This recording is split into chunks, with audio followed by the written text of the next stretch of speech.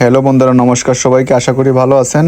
আজকের আমি একটা বিষয় আপনাদের সাথে শেয়ার করব, সেইটা হচ্ছে যারা নতুন চিংড়ি চাষি বা নতুন চিংড়ি চাষ করতে চান তাদের উদ্দেশ্যে আমার এই মূল কথাটা আপনারা অবশ্যই খেয়াল করে বা মনোযোগ সহকারে একটু শুনবেন। চিংড়ি মাছ চাষের প্রধান ভূমিকাটাকে মাটি এবং পানি, এই দুইটা যদি আপনার গুণগত মান যদি ঠিক না থাকে, আপনার যে কোনো অ্যাক্সিডেন্ট আপনি যে কোনো সময় ঘটাইতে পারেন। যেমন আজকের আমি চলে আসছি গোপালগঞ্জ জেলার মোকশেদপুর উপজেলার চান্দার বিলের একটা 20 বিঘার একটা পুকুর। এই যে দেখেন 52 শতক বিঘা 10 একর জায়গা। এই চাষি এইখানে একবারে পানি মাটি টেস্ট না করে একবারেই 1 লাখ প্লাস ইন্ডিয়ান গলদা রেনু ছাড়ে, এবং ছাড়ার পরবর্তী সময় তার মাছগুলো সব মারা যায়।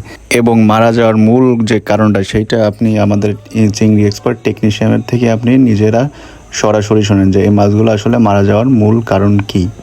দাদা, আমরা এই যে পুকুরটা, এই যে আমরা যে 1,10,000 প্লাস মাছ ছাড়ছিলাম, যে মাছগুলো মারা গেল, মারা যাওয়ার মূল কারণ কি? আপনি যে টেস্টগুলো করলেন, টেস্টগুলো করে কি বুঝলেন? এখানে টেস্ট করছি, আমরা 4টা টেস্ট করছি।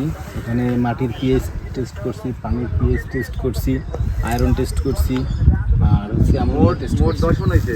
এখানে আপনার যে মোট যে সমস্যাটা আমরা পাইছি, এখানে প্রায় 1 ppm আপনার আয়রন আছে, যার কারণে আসলে এই মাছটা মূল যে কারণ সেটা হচ্ছে আয়রন। এই আয়রনের কারণে এই মাছটা মারা গেছে।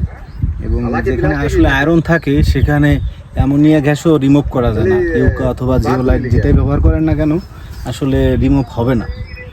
এই মূল কারণে এই একটাই, এই কারণেই আসলে আপনার মাছটা কেটে গেছে। আচ্ছা।